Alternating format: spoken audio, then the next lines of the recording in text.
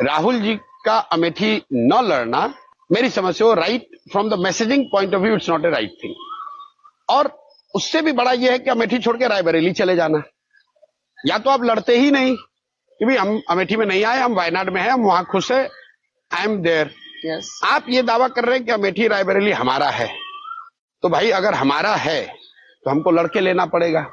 शायद प्रियंका जी ने कल इंटरव्यू में कहा कि मोदी जी भी तो गुजरात से नहीं लड़ रहे हैं, ठीक बात है, लेकिन मोदी जी गुजरात से हार कर नहीं भागे हैं। अगर आप अमेठी जीते हुए थे और तब आपने अमेठी छोड़ दिया होता तो कोई बात नहीं है।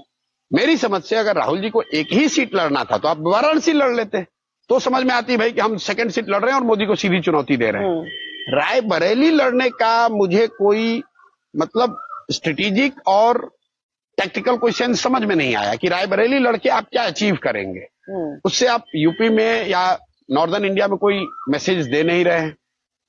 रायबरेली और वायनाड आप जीतेंगे, अगर जीत गए दोनों जगह तो एक जगह आपको छोड़ना ही पड़ेगा, तो एक जगह की जनता डिसअपॉइंट होगी, they will feel let down कि भाई आप क्यों फिर लड़े थे, और जहां से आप हारे उसको आप रीगेन कर नहीं रहे हैं। दूसरा इसका बड़ा नुकसान देखिए, आप रायबरेली से लड़ रहे हैं तो 18 दिन से प्रियंका गांधी अमेठी और रायबरेली में प्रचार कर रही हैं जी।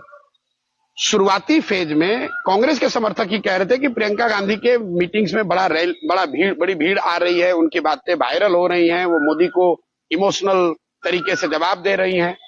अब 18 दिन अगर आप उनको रायबरेली और अमेठी में रख लिए तो 18 दिन में अगर हर दिन वो 3 मीटिंग भी करती तो कम से कम 50 लोकसभा क्षेत्रों में तो कांग्रेस को फायदा होता। उसके मुकाबले आपने उनको रायबरेली में बांध दिया। सोनिया जी ने इस पूरे कैंपेन में एक मीटिंग की, पब्लिक मीटिंग, वो रायबरेली में की।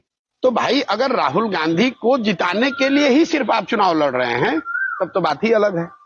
मेरी समझ से सोनिया जी की अगर एक रैली होनी चाहिए थी, वो तो रैली बनारस में होनी चाहिए थी, वो रैली लखनऊ में होनी चाहिए थी, वो रैली वहां होनी चाहिए थी जहां कांग्रेस को एक सीट बढ़ाने में मदद होती।